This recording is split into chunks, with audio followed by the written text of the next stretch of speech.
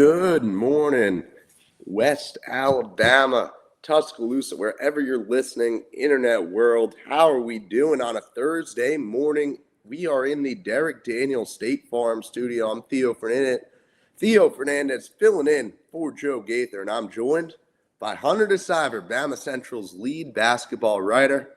No one better to have today as we break down Alabama's thrilling 117-115 win over Arkansas in double overtime last night. Hunter, how are you doing today? I'm excited to be here. It's an incredible game last night. I was a student here from 2019 to 2023. I've been on the beat since 2024. I'm not sure I've seen a really better game in Coleman than what I saw last night. Well, it doesn't get much better than that, right? Like, what more could you want a basketball game to be? That was just phenomenal hoops back and forth.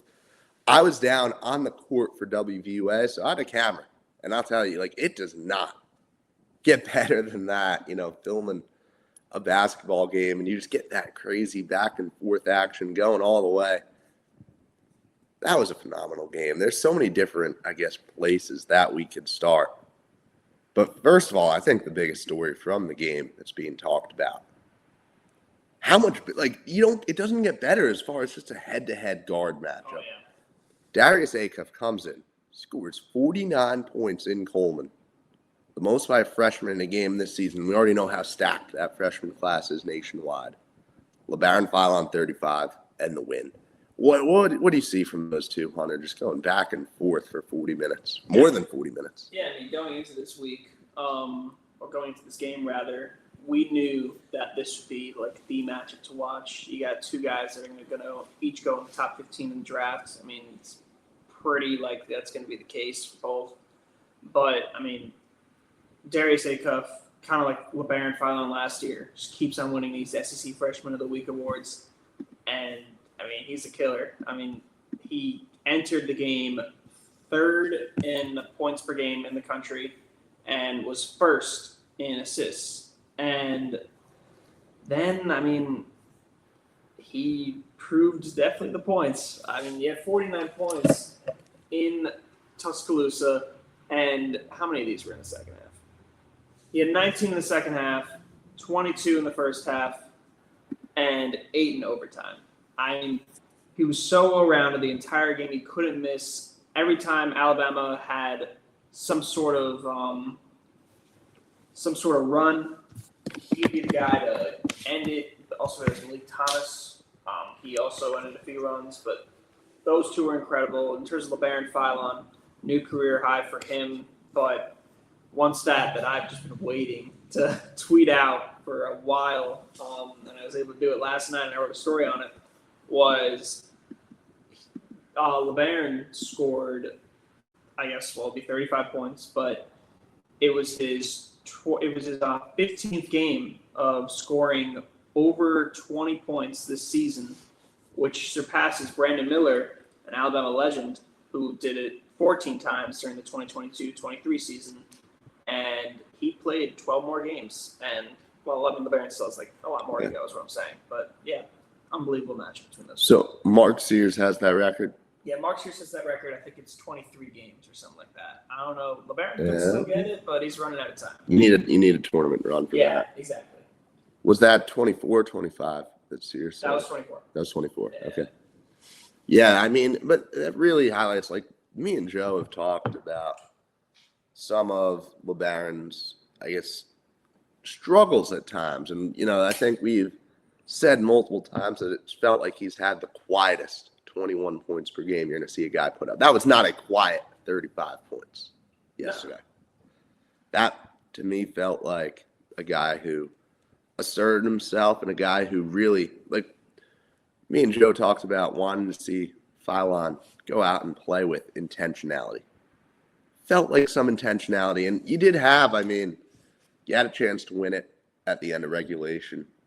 You had a couple other times down the stretch in overtime where you couldn't get a bucket. But the way that game was going, Philon kept Alabama in it and sparked the second half comeback, right? Talk about that, Alabama's fight being down 14 points in the second half. Yeah, I think there was, I want to say it was 15-2, 17-2, 13-2, something like that. where I'm thinking, all right, this game is over, and they go on another run. Labaron, Philon, and Aiden Sherrill have been kind of the kings of getting these second half comebacks this season. It's happened numerous times. Happened against Mississippi State, happened against Oklahoma, happened last night, one or two other times as well this season. So those two were kind of the ones that really stood out to me. Amari Allen. Amari Allen had a double-double last night. I mean, for Alabama in the first half.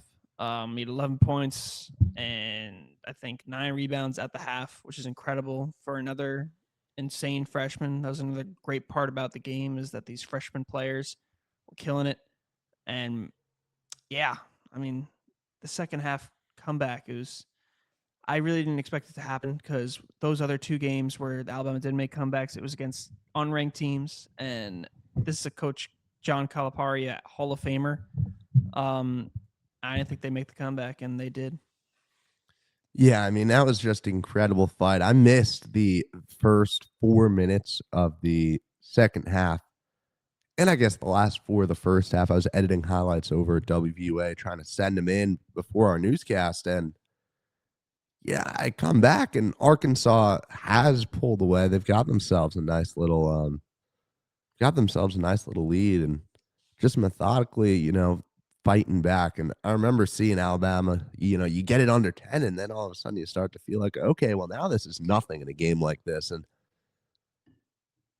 just how many teams in the nation are there that can erase that kind of lead that fast? I mean, Alabama, they are one of the best, if not the best, in basketball when it comes to pace. They are ridiculously fast. They are well conditioned. Nate was asked about it last night. But that's a big key for them, is kind of stacking possessions and scoring quickly. Because, I mean, when you think about it, Alabama's offense, since Oates has been here, I mean, they're first in the nation last year in points per game. I think they were first or second the year before, and I think they were third the year before that, something like that. They know how to score points. It's as simple as that, and they found a way to do it last night. Well, so Philon goes out, scores 35. We have that incredible guard battle, and we're talking about that, but Aiden Sherrill scores 26, second on the team. And I think we came in so worried about, will Alabama be able to survive inside? Will Sherrill be able to hold his own? He did more than that. I mean, he dominated his, season high, right? It's his career high. Career well. high, yeah. He had 22 was his career high before. 26, 10 of 13 from the field, made his free throws, 6 or 7 from the line. And he played 39 minutes. You don't see Aiden Sherrill play that kind of reps. And a lot of that was because of Taylor Bowen not quite being as ready to go as Nate Oates thought he would be. But was this an arrival for Aiden Sherrill?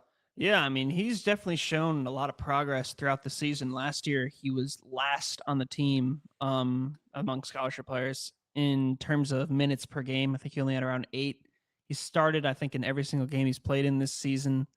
And, I mean, there's just been a steady rise. I mean, with Bediako, him and Bediako shared the floor on numerous occasions. One was in, one was out at all times. Minutes weren't completely the same for Aiden necessarily, but now that Bediako is gone, Aiden now has to kind of carry that 5 spot on his shoulders. I mean, Taylor Bowen has played some 5 in the past, but he's been hurt for a while now. He's got a leg injury.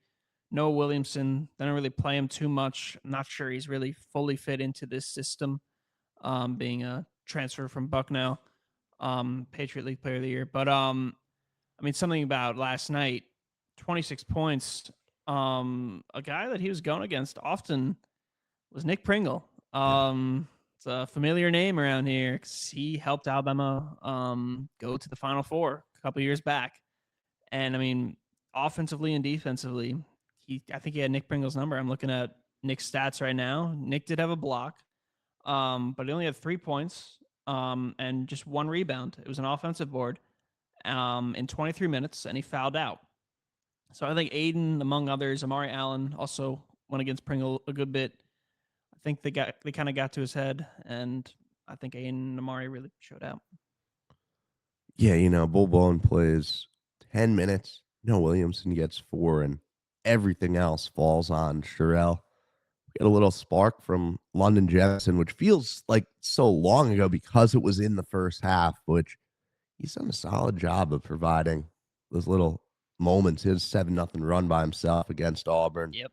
Had I think he had a solid stretch, back-to-back buckets against A&M. Like, he threw down 2 dunks in the first half of that game, but you get into the stretch, and yeah, Sherelle is carrying the load as far as anyone who's not a guard offensively. This game, there's so much to unpack when we get that kind of battle. But, Nick Pringle is a big part of it, right? And Pringle comes in, him and Richmond, and mixed results, right? Richmond, I know, scored 20, but Aiden Sherelle was this game's leading rebounder at 13. Just what do you think of Alabama as a whole? Obviously, Arkansas was a little thinner, especially with the bigs. We saw them play some guys they haven't played all season down the stretch because of foul trouble. But just talk about Alabama in the paint and how you thought the Crimson Tide was able to hang against this Razorbacks team. Yeah, I mean, for the first couple months of the season, all of non-conference play, some of SEC play, Alabama kind of had what the football team did, where they had this one consistent issue where they couldn't fix. The football team being the run game, and Alabama's being rebounding. Now, football team was never really able to fix their rebounding issue. Their running issues. Meanwhile, Alabama, I mean, they seem to really fix the rebounding. Overall, I mean, offensive boards have kind of been the main takeaway from that. There have been some games where Alabama gets dominated in the O boards. I mean, against Purdue, Arizona, Gonzaga, all losses. That played a factor. But they've definitely shown out lately with it. And just really in terms of rebounding in general, getting those defensive boards eliminates obviously offensive boards in general for the other team. And I think that's been a big help for them. And that's where Aiden and Amari come in again. I mean, Amari leads this team in rebounds per game. I mean, as of before yesterday, I think it was around 8. Now it's probably closer to 9, somewhere in that area. But those two are killing it, and this is all without Taylor Bowen, who, I mean, Nate has kind of preached in the past, needs to get more rebounds, and there have been times where he has answered the bell, and hopefully when Taylor's back, which, I mean, he entered this game day to day. He's had a leg injury forever. Well, not forever, but since the Florida game, sat out against Texas A&M, tried again against Auburn, but he re-aggravated it. A couple other things in between, and that's why I only played 10 minutes or so last night. You could tell he wasn't 100%. Oates mentioned it as well. Didn't necessarily say he was not 100%, but when he's back and Sherelle and Amari are going through it, I mean, those three are rebounding. That problem's totally fixed. Totally fixed. That is, that's a big word. And that really changes the outlook, I think, on the season for Alabama, right? Because we've kind of played the doomsday scenario with the bigs all year where no Williamson probably won't become anything. And that has held true. And, it doesn't look like we're going to see Keaton Bristow again on this team. I don't think that he will be a part of the roster anymore. Well, I'm not sure about that. I mean, I don't know if he'll be playing necessarily this year, or at least for the rest of the regular season. But I don't know about what the future holds. But.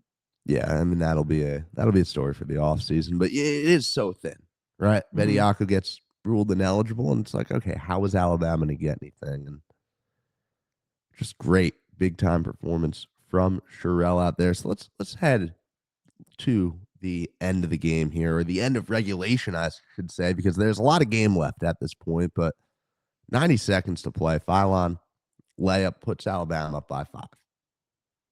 Acuff goes right back, answers.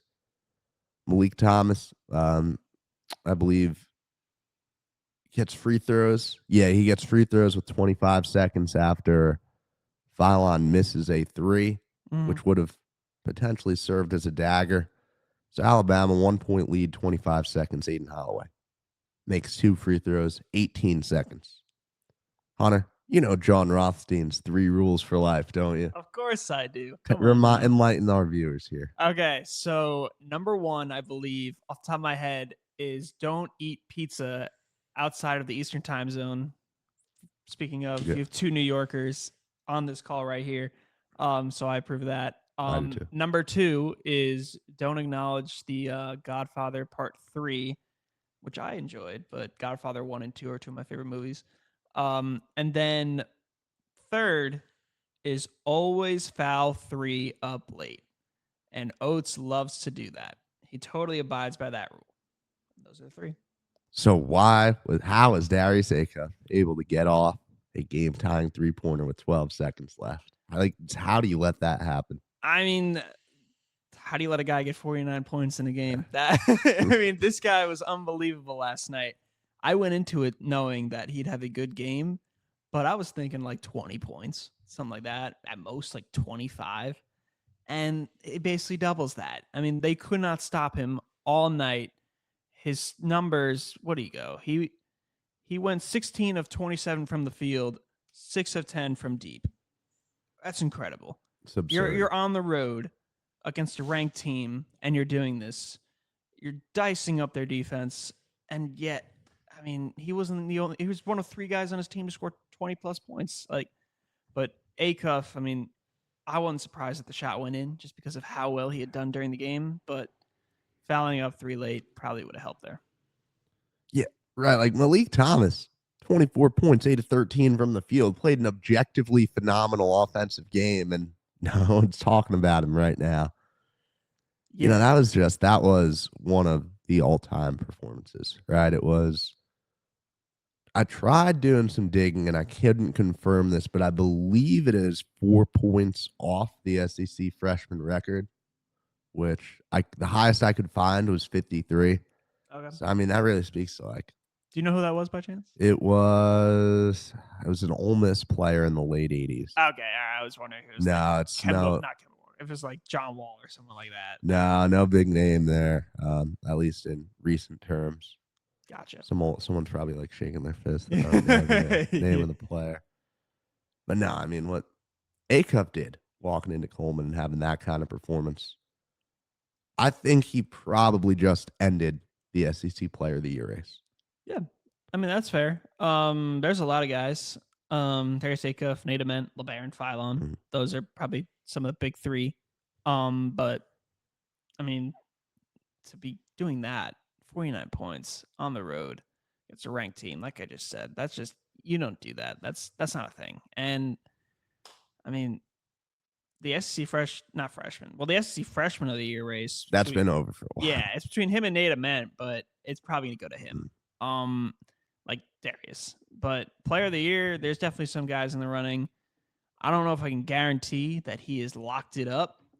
Just because of the guys I mentioned, like Ament, Labaron, and also Josh Hubbard, who is first now in the SEC in points per game. How many you end up with last night? Do you know? I'm not sure. He I had heard he had 30 like 35 at the half. Yeah.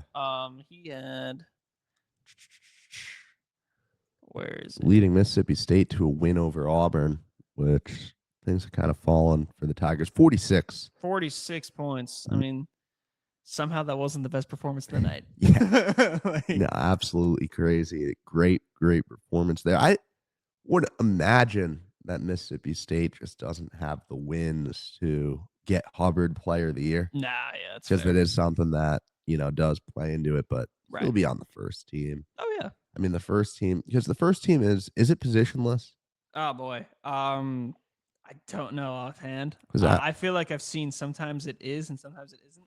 Because you'd have to imagine, as far as locks go, that Hubbard will probably be on there. Yeah. Thomas Howell will be on there. I think Ruben Chiniello has to get a spot, right? Okay. Even if, he's the best rebounder we've seen in the conference since Oscar Tshiebwe. Mm-hmm. He's phenomenal. And Acuff will get one, and then I guess it comes down to Philon and Ament. Probably Philon. I mean, Philon's definitely gonna get in. I don't know if Ruben probably will. He's get averaging in. 12 and 12. I mean, that's, yeah. How does Thomas Howell doing? If you see that, I think he's averaging like 17 and 6. oh man. There's too many spots. Yeah, or it's so too few spots. I guess you got 5 spots for 6 players there. Yeah. Someone will get left on the second team. But Yeah. Darius Acuff is. He's got it. He's He'll the be best on it. player in the conference. Yeah. He is the best player in the conference, man. That kind of performance is just absolute nails. This guy's a fresh. I would spend a top 5 pick on that guy right now if I was if I was running an NBA front office. Yeah, I wouldn't blame you. I mean, 30 scouts last night, 60 media seats or so, and half of them were scouts. They were treated to a great game with a bunch of NBA prospects, and Acuff shined of all of them. I think my favorite tweet from last night was seeing the scouts all standing up in the big moments, having a good time. I was very impressed by the crowd at Coleman. I loved the throwing with fingers up in the air. Yeah. I don't know who started that, but that was hilarious to watch. That was cool because like I'm towards the right side of the student section, and there's just a bunch of fans in between, and I just kind of see out of the left corner of my eye, like little foam fingers going up in the air, and that was super cool. The loudest I've heard Coleman, that might have taken it. The other one that I think would get strong consideration. Again, I've only been here for the past 3 seasons, but Florida, the overtime winner over the Gators in 2024, was up there. Florida. Yeah, overtime win. Alabama v. Florida. Was it Florida? Yeah, we Hold up. Alabama beat. Because Alabama's lost to Florida the last 5 games now, which is the same as Tennessee. So Florida kind of has their number. Yeah, I thought because we got blown out on the road.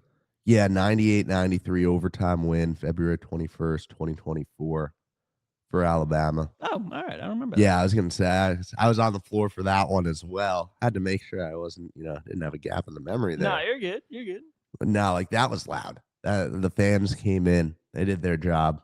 Mm-hmm. Alabama, right? As soon as the Crimson Tide gets that number next to them in the rankings, the fans are back. The fan base rises from the dead. No more open seats. Right. Yeah. I mean, it started off pretty empty. And then they kind of found a way to just kind of fill up. If I had to say the loudest moment, I mean, that whole game was definitely up there.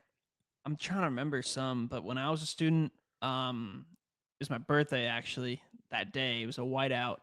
I was against South Carolina, and I'm pretty sure it was. And Jaden Bradley, who's now at Arizona, hits this half-court shot at the buzzer for halftime, and it goes in. It was nuts. It was so sick. But yeah, that was probably what I thought might have been the loudest moment. But last night was definitely up there. And that was just an incredible experience at the basketball game. Looking at the stats, looking at some other players. Yep. I hadn't realized this. Aiden Holloway, 15 points without missing a shot. Oh, yeah. 5-5 from the field, 4-4 from the line. Just went so under the radar, right? Yeah. But, delivers when he needs to. He's such a clutch player. And then I guess the biggest of the unsung heroes, Houston Millett. Mm-hmm. 2 massive threes for the Crimson Tide. After going scoreless in regulation, shoots just 3 times. 2 of them are made threes. First one coming in the first overtime, and then the second one, the dagger in second OT for Alabama. Yeah, I mean, Nate will always talk about like certain things. He'll bring up like whenever he's talking about injuries, like, oh, Clark Alter is the best trainer in the country, or if he talks about like Taylor, he's like, oh, I'm a big fan of Taylor and he's doing better at practice, whatever. And then with Houston, anytime he brings up Houston Millett, he just gushes over him. Like, he loves Houston. It's one of his favorite players he's ever coached. He said that on multiple occasions. Houston shows effort on every single play that he's in the game for. I mean, he's not the guy that's going to get you 20 points in a game. But I mean, he kind of really fits that blue collar thing that Nate Oates is looking for. He follows everything Nate Oates says for the most part. And another thing is that just it's hard to not notice when Houston's on the bench that he is jumping up and down, cheering and screaming for Alabama to do something, or he's typing up another play or something. He's always the first guy to get involved in that, and just kind of see him hit the dagger three in the corner right in front of Alabama's bench. It was a special moment. It was super cool. Yeah, if you guys noticed, Houston down the stretch, you'd have Nate Oates standing and then Houston standing looking like Oates. So I'm working on a pretty extensive feature on him, and I actually just set up an interview with his high school coach who's going to be here in Tuscaloosa in a couple weeks. So I'm going to sit down and talk with him. And it was funny. I got his number from his father, talked to his father, got info on that, and texted the father like, "Hey, would you be willing to?" Or texted the coach, "Would you be willing to speak about Houston?" And it's just all caps. Yes, anything you ever want, I will do for Houston. Like that is every single coach he has ever played for says he's his favorite player. Like this guy's just the ultimate team guy, right? A guy who wears number 95 because he doesn't have the ball for 95% of the game, right? He wants to remind everyone of that and himself of that and really live it up. Like he is just such a great team guy. Any of the like videos of an Alabama highlight, you'll see the guy do something, and then in the celebration, Houston's always just somehow the first guy to him to celebrate. So I think it's great to see him get some of the flowers today. A lot of positive reception on him, especially after there was criticism of him. I think the fan base was dissatisfied. And yes, there were games where like Houston did underperform, and there were times when you didn't really get much out of him. You know, one of the things that I think had hurt Alabama offensively at times was Millett unwillingness to drive, you know, where defenses are able to adjust their, you know, and it affects the spacing because he's kind of just standing there in the corner and you're not expecting him to move with the basketball. And I think Alabama's found ways to mitigate that, the issues that are caused by that. It's just, all right, Houston's never going to be a big time offensive player as far as scoring, but you get him the opportunity at the big three and the team clearly trusts him and he delivers in a massive way. Right. You said he wants to get into coaching, right? Yeah, he will be a coach after this. Talking to his father, basically said that, yeah, like he's going to go. He'll probably have a solid pro career overseas. He said, I'm sure he'll be a good basketball player. I'm positive he's going to be an outstanding basketball coach. That's awesome. That is incredible. You know, I'm for him. I'm excited to get out this story once I talk to a few more people and try to get it up right around March Madness, right? And I'm sure he'll produce a big moment there as well. He's just that kind of player. Sure. Speaking of features, I'm not going to say who the player is, but I will be having a feature on one of Alabama's players for basketball, likely coming out on February 25th. Could come a day or two before, but make sure to keep an eye on that. Last year I did a feature on Labaron Philon. Was all over the place. ESPN, Carl Ravitch, commentator, was talking about it mid-game one time. Radio shows were talking about it. It was super cool, and I'm hoping that this one has the same effect, and I'm looking forward to that on February 25th. There we go. I'll be looking forward to reading that. Love getting it's not Labaron, by the way. It's not Labaron. Yeah. The sequel. No, it's not Labaron. So Alabama now winners of 5 games in a row. We're 4-4. 9th place in SEC play less than 2.5 weeks ago. Just how do you, I mean, I don't think many people saw this kind of run happening, even though, you know, you could look ahead and see, yes, there's a little bit of an easier stretch for Alabama, right? Arkansas right here is the middle portion of a 5-game stretch where 4 of the 5 opponents are not projected to make the NCAA tournament. Right. But if I told you 2.5 weeks ago this team would be tied for second in the SEC, would you have seen that coming? No. I mean, there was clear issues in a lot of categories. Like I said, they've gotten better with the rebounding. Turnovers have been an issue. They were great with it last night for the most part. Second half wasn't so great, but first half they only had, I think, 2. But so turnovers, rebounding, and defense was another big thing, and it still is an issue. 115 points last night. Like I saw a stat this morning. This blew my mind. And when I say this morning, I mean like 2 a.m. last night. But Let me get the exact stat. Okay. So per Opta Stats, I hope I'm saying that right. Arkansas is the only Division I team in the last 30 seasons to score 115 plus points with fewer than 10 turnovers, but still lose. Division I teams had been 247-0 over that span when doing that in a game. So Wow. obviously, super impressive that Alabama won the game, but Alabama's offense won it. And that's kind of how it's been throughout the streak, throughout the season, throughout this past several years now. And I think as long as Alabama's offense continues to shine and Alabama's defense shows some growth overall, they'll continue to kind of win these next few games. I mean, you could argue that Arkansas was the toughest opponent left on the regular season schedule. Yes. I wrote something yesterday before the game saying that Arkansas might be, but I think Tennessee might be worse just because they've lost 5 in a row to them and they're also on the road. But I mean, Alabama's definitely look great right now, and I just want to circle back to one thing. Yep. For you, I think a couple weeks ago you did a just a minute and extra point.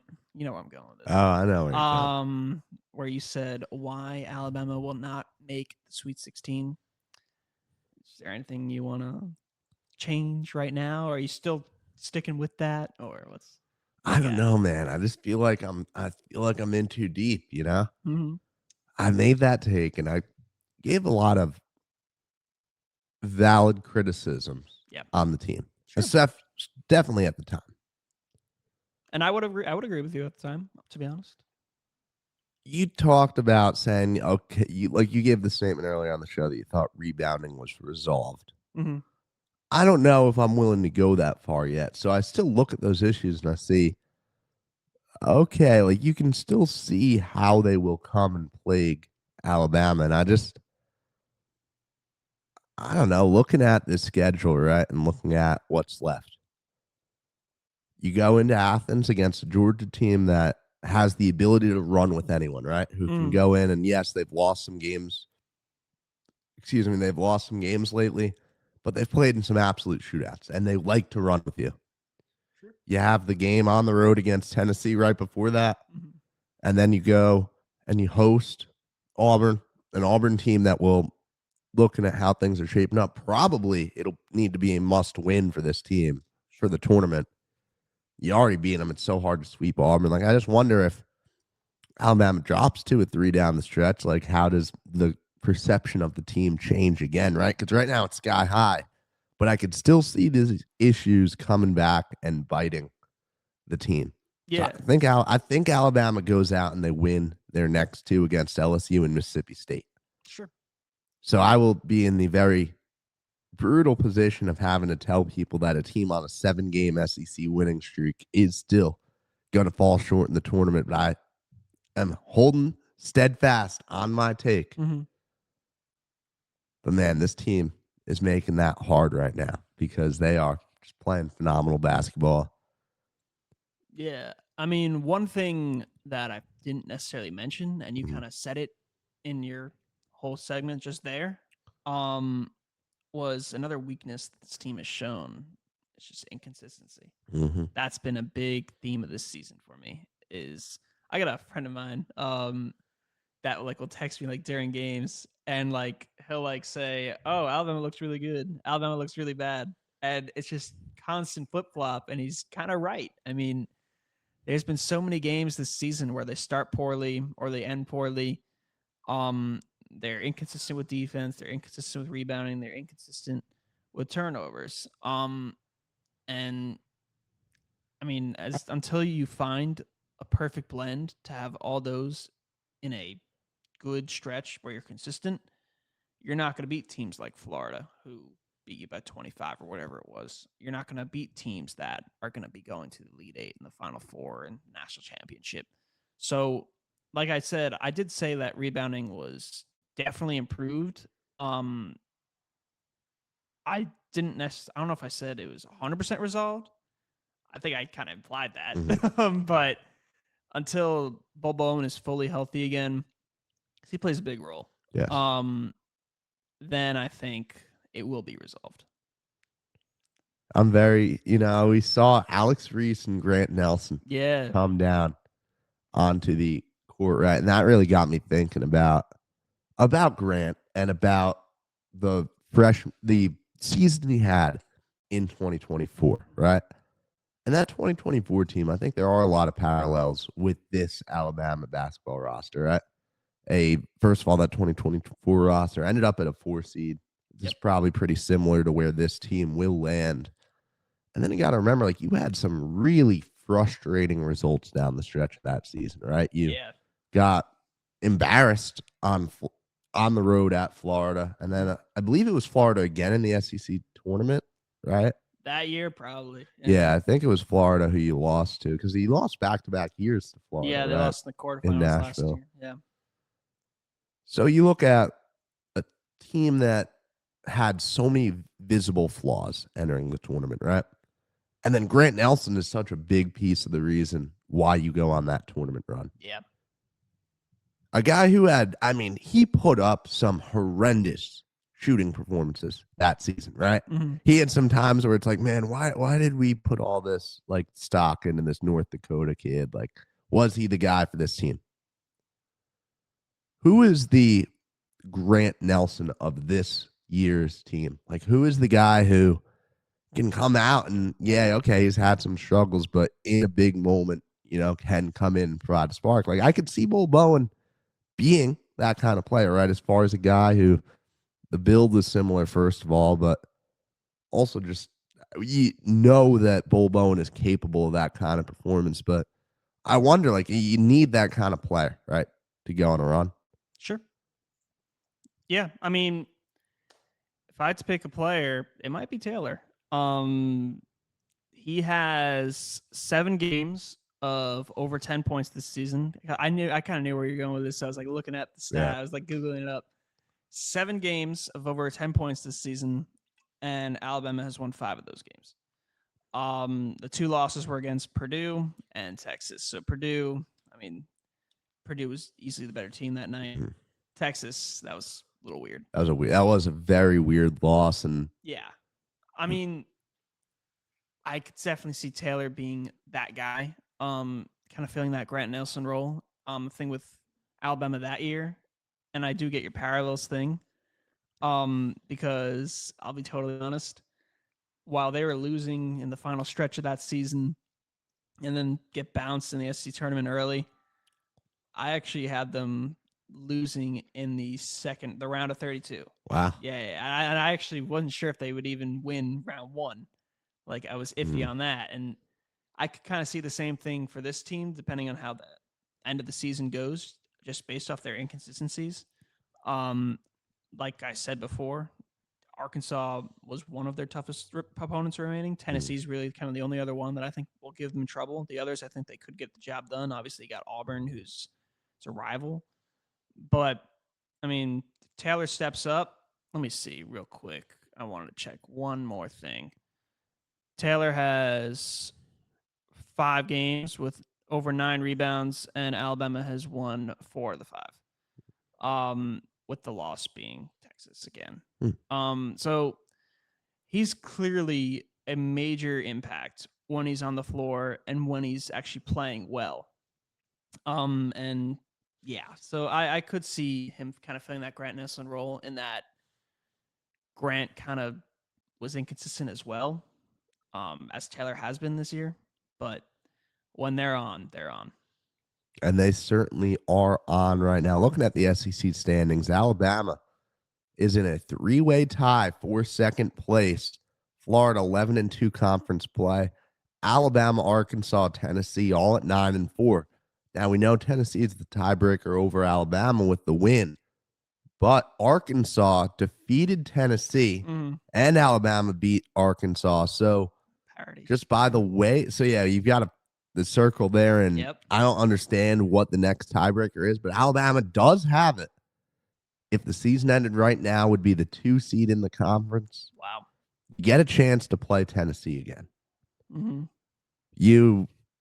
And it's crazy now because you look at this, Missouri helping Alabama out by beating Vanderbilt last night. Vanderbilt, did you see their half-court shot at the end of the It game. almost went in. That, Yeah. that thing looked down. That was like a Gordon Hayward type miss Oh there. man, yeah. So Alabama it's crazy. You can go into Knoxville and afford to lose that game and still be a top 4 team. Sure. Like, not only have you positioned yourself to get a top 4 seed, but you've given yourself cushion, which is it's crazy. Like, I did not expect it. I think the goal now should be top 3 seed. We should get even more optimistic. That way you avoid Florida until the championship, right? Yeah. Like, that would give you a, clear path, 2 games to win, make it to the SEC championship game. And then, obviously Florida is never going to be an easy task, especially with what they've done to you in Nashville the last couple of years. But on the right night, right? With 2 teams who have played 2 games in a row in 2 days, like, that's a winnable game. So Alabama, you look at the way the goalposts have moved for this season, right? You come in with such high expectations, then it's like, oh, do we have to temper them? We start to walk it back a little. We're right back where we started, I think. Yeah. Like, I think any adjustment of goals or expectations for this team is nullified by this 5-game winning streak that shows the level you can play at.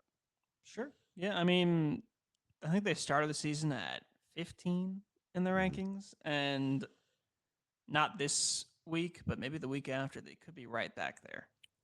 So, I mean, it's good to see that they've kind of gone on this wild journey to get back, including 2 weeks of being unranked. I mean, you have a 42-week streak. I think that was like the 5th longest in college basketball, something like that, of being ranked. And you're really down in the dumps, and then you come out with this 5-game win streak. I mean, it's really cool to see. So looking ahead, Alabama, 5 regular season games left. Hunter, I can't believe we're this deep into the regular season, first of all. It's been a fun one, yeah. It has. It feels like it's flown by. So you got LSU on the road this Saturday, Mississippi State at home next Wednesday. That'll be an 8 p.m. game. Then February 28th, 2 Saturdays from now, you have that test on the road against Tennessee, which Tennessee is actually now unranked, which I hadn't realized. Yep. Then you have another road finale next week, Tuesday, March 3rd against Georgia. And then you end March 7th. So that is 2.5 weeks from now, regular season finale, home against Auburn. Hunter, you have to forecast the record over those last 5 games. What number are you going with?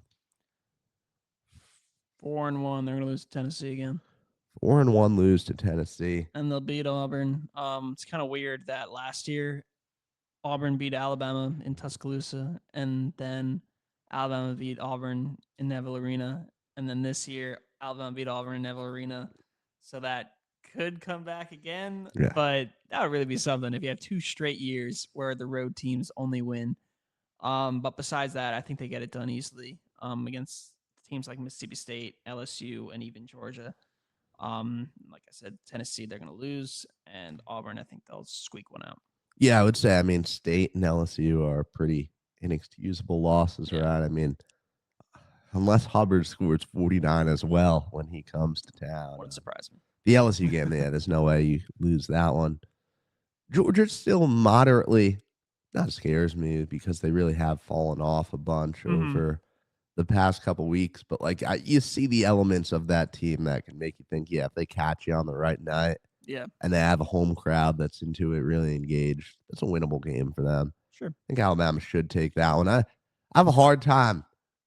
Auburn feels like the game you lose to me. I'm gonna get 3-2. I think you lose to Tennessee, and I think you drop either Georgia or Auburn. So home court is not advantage. Home court is not an advantage in the Iron Bowl of basketball. No, it just feels like, the sky's falling around Stephen Pearl right now. It's, is Auburn really going to be playing in the NIT? Oh, my God, yeah. And, that last chance at a resume-boosting win, you got to beat Alabama to do it and probably give yourselves a shot at the tournament. It feels like a game that Auburn comes in and wins. So we'll see on that. It's this is the best part. This is the best month and a half of the year Oh for yeah, sports. I love it. I mean, March Madness. Football, NFL is my favorite sport, or my favorite league. Then it's probably college football, if we're being honest. But if we're just talking about the playoff kind of deal in any sport, March Madness takes the cake. I love it. I love filling out my bracket and thinking it's going to be perfect, knowing it's going to be perfect rather, and then the first game just goes down. But that's just part of the fun. And Alabama's the only team in the country to go to back-to-back Elite Eights. I don't know if they'll do it this year. We still got 5 more games left in the regular Houston season. hasn't been back to back. No. Really? Like back to back, like The past last 2 2 years. years, yeah. Yeah, I'm sure they have in the past, but yeah, no. I don't Huh. know. I think Houston lost in the 316 a couple years back. I actually had last year. I had Gonzaga upsetting them in the Sweet 16. They almost did, but Houston ended up winning and they made this national championship. But yeah. Man, I'm excited. Speaking of bracket, we will have a bracket challenge here on this show. We'll have a very nice prize for this year's challenge, which I'm sure Joe will announce shortly. So you guys fill out your brackets for us. We're going to have some fun there. I'm so excited, man. College basketball has been my favorite sport just about my whole life. And this is the best portion of the year. And you got so many fun teams across the nation. It's exciting. Yeah. Alabama has, it feels like taking center stage so many times nationally, right? With the Bediako situation. It feels good to be back to being center stage for pure basketball. hoops. Yeah.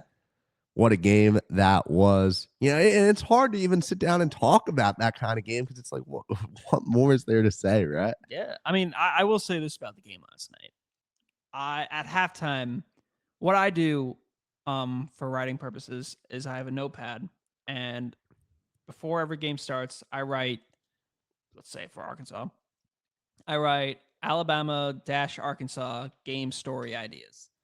And I just kind of throughout the game, I'll jot down a couple things. I'm like, oh, maybe I'll ask Nate about this, or this could be a good angle. And at halftime, my notepad had 2 lines.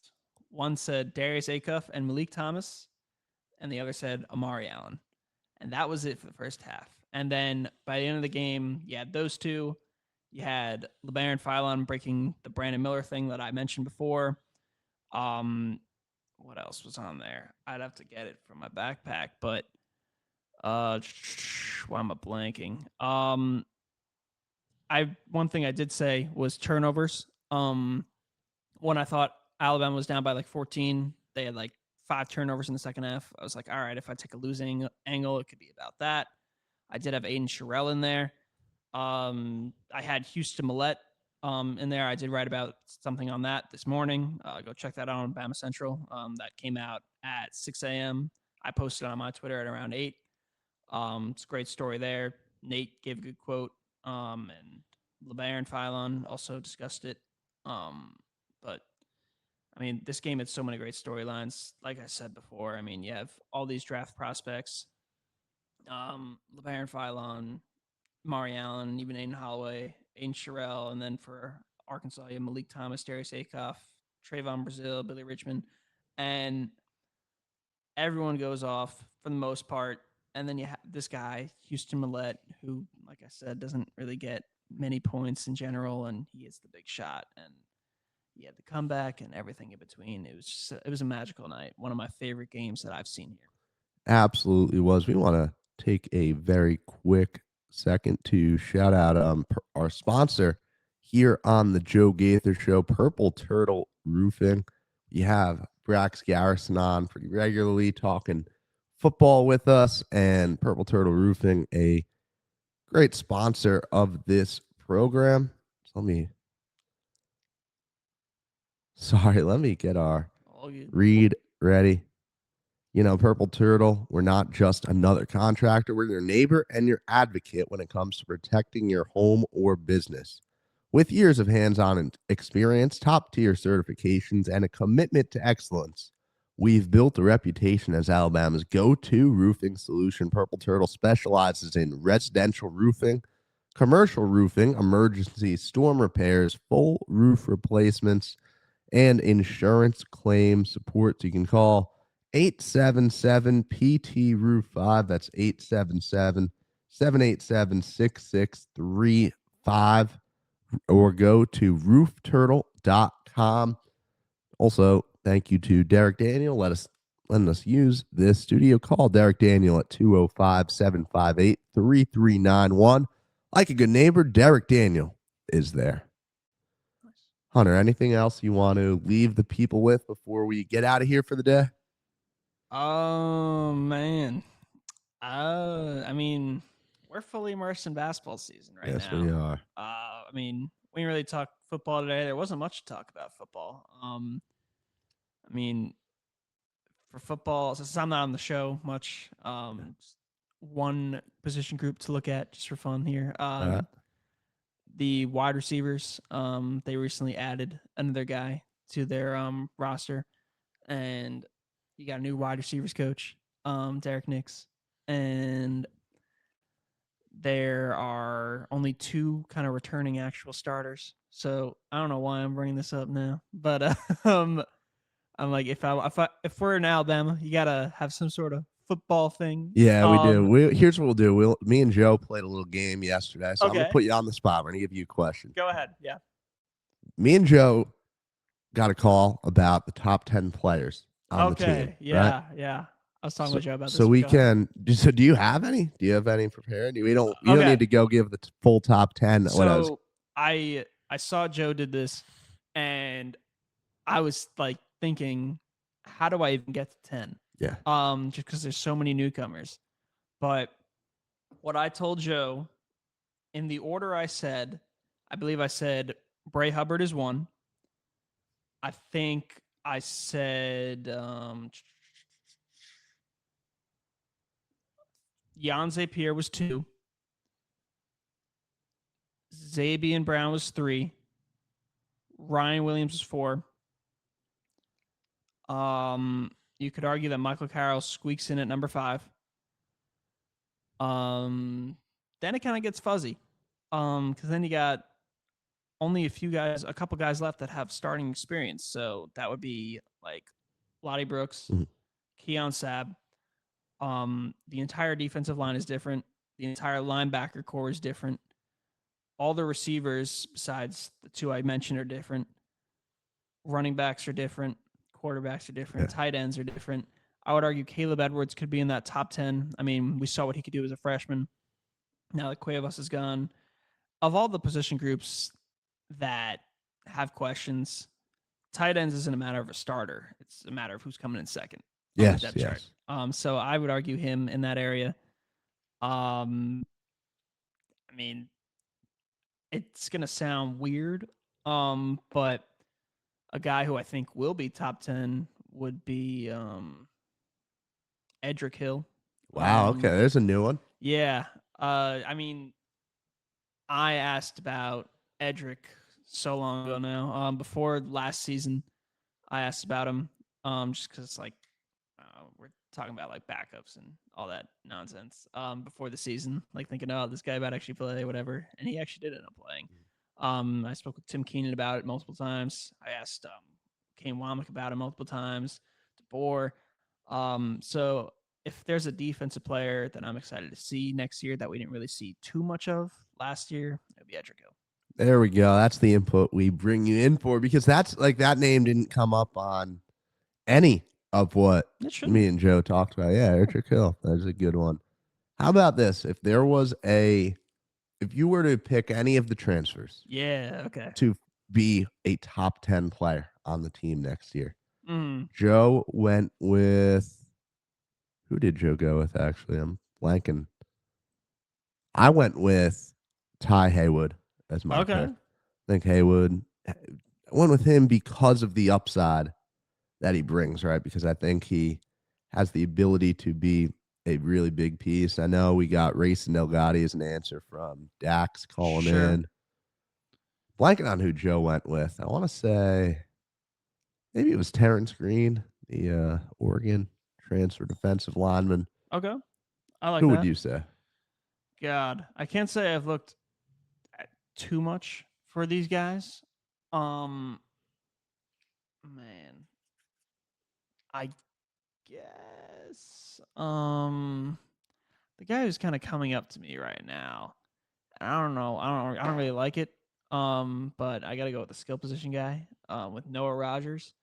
Um, like I said, it's part of why I brought up this receiving room earlier. Is there's a lot of holes, and last year we knew that Ryan, Germ, and Isaiah Horton were going to be the 3 starters, and everyone's debating who's going to be that 4th guy, whether it be like Rico Scott or Lottie Brooks or even Jalen Ibakwe or someone like that.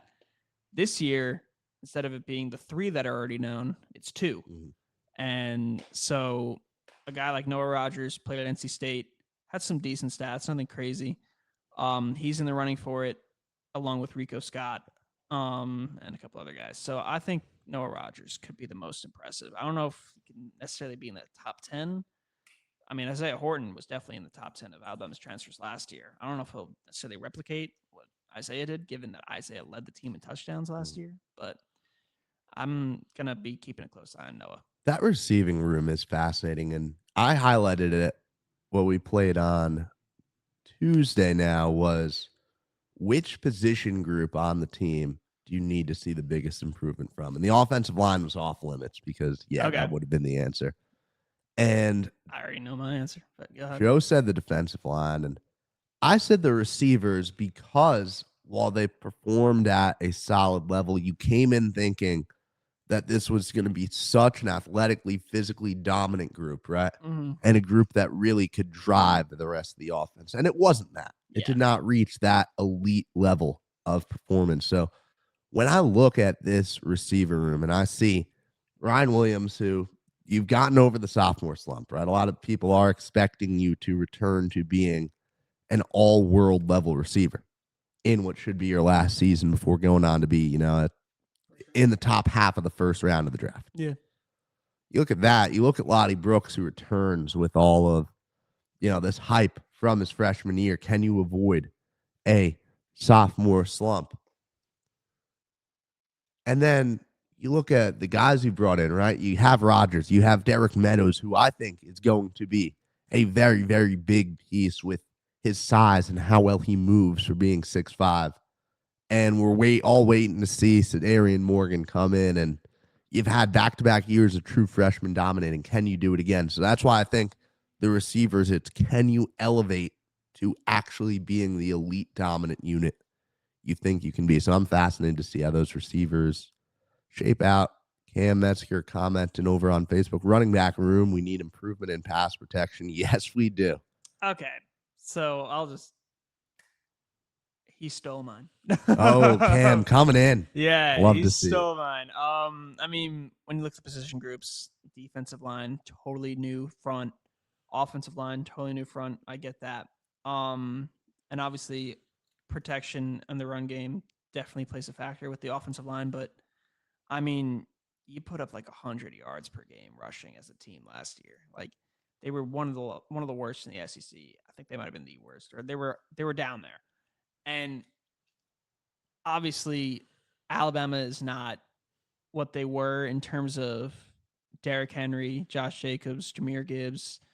You want to go back to like TJ Yeldon, Bo Scarborough, Trent Richardson, whatever. They don't have that anymore. It hasn't been that case since Jahmyr Gibbs, so since like 2023, so 3 years or so, 2 or 3 years. But Jam, it didn't really work out this past season with Jam. There were plenty of times where Daniel Hill outsnapped him, outrushed him, and Daniel Hill's going to probably be that number 1 guy this next year. He doesn't exactly have pure speed, but he's built similar to Derrick Henry. So he's definitely someone to watch in that running back room. 2 other guys would be A.K. Deer, who's coming off a true freshman season where he didn't see too many snaps, but when he did, he looked pretty solid, a lot of potential. And then third guy in that running back room to watch, it's got to be E.J. Crowell. I mean, this guy's going viral for his high school highlights. Best running back, I think, in the class, or one of the best rated. And those three are definitely three guys to watch in that running back room to hopefully kind of revive Alabama's status as RBU. But it's going to take some time. Yeah, right. Like it just feels like a unit that could be due for It's got to happen. finally a breakout. Yeah. I mean, Daniel Hill showed us a lot of nice things. Yeah. Like you said. I'm really excited to see what AK Deer becomes. I mean, I just even thinking back to his recruitment, right? Mm-hmm. And how highly anticipated he was and how tightly everyone was following the race. Oh, will it be Alabama? Will it be Ole Miss?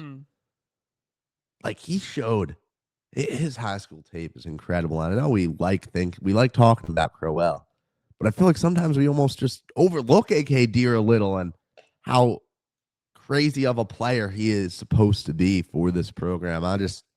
Can you learn how to pass protect? Like Ham said, I mean, that matters just as much as what kind of runs are you giving us on the field. It's whoever wins this QB battle, which that'll be so much content over the summer to talk about. I'd love to have you back on to talk QBs. Yeah, I did a lot of the quarterback battle articles for us. Like that was like my unofficial role, like during the off season. Like anytime like they mentioned Ty, Austin, or Keelan, I wrote something on it. And I mean during Rose Bowl Media Day, I asked Keelan and Austin. I'm really excited for that matchup between those two. It's an engagement machine, right? As far as, you write the word quarterback and everyone's all over. So I'm very excited for that. We want to thank you for taking your time out of your morning to come in, talk basketball with us here in the Derek Daniel. All good. I'm sorry, guys. I'm recovering from a flu. All good. Over the weekend, so hanging in there. Hunter, anything you want to leave the people? No, we all good. You could I mean, I was super happy to be on the show today. This is a fun morning. If you want to follow me on Twitter, see what I'm writing, tweeting about, whatever it is. You can follow me at Hunter Desiver. That's HUNTER DESIVER. That's on Twitter. And find any of my articles on Bama Central. I might have a how to watch story, a little preview for Alabama's game against LSU. It'll either be today or tomorrow morning. We'll see how today goes. Yeah, and you guys already got the sneak preview, knowing that he's got a big basketball feature going on. I'm gonna go out. I'm pretty sure it's on Jacob Martin. Where he's breaking down everything about Jacob Martin, and that'll be a great read, whatever it is there. So thank you again, Hunter, for coming on here in the Derek Daniel State Farm studio. Joe is out in New York City right now. I gave him some food recommendations, me and Hunter both being New Yorkers. Remember, like Rothstein said, you don't waste calories on pizza outside of the Eastern time zone. You go to New York and you get the pizza there. So Joe is following that. It's going to be great. He better follow it. I told him, like I said earlier in the show, we're both New Yorkers. I told Joe, any pizza place, any deli, any bagel place, that'll do the trick. Any pizza place. Any of them. But if you want the number one, you go to Donito's, Staten Island, L&B, Spumoni Garden, Brooklyn. Close second, you got Patsy's as a phenomenal. I could talk about pizza forever. That's one of my favorite foods. Thank you all for tuning in. I'll be back tomorrow hosting the show with Henry Sklar. So we have an intern-driven show tomorrow. You guys got to come up with a name for the show. We do. Because we're not the Joe Gaither show anymore. Joe Gaither is out of the picture. Yeah. So thank you all for tuning in. Have a great rest of your afternoons.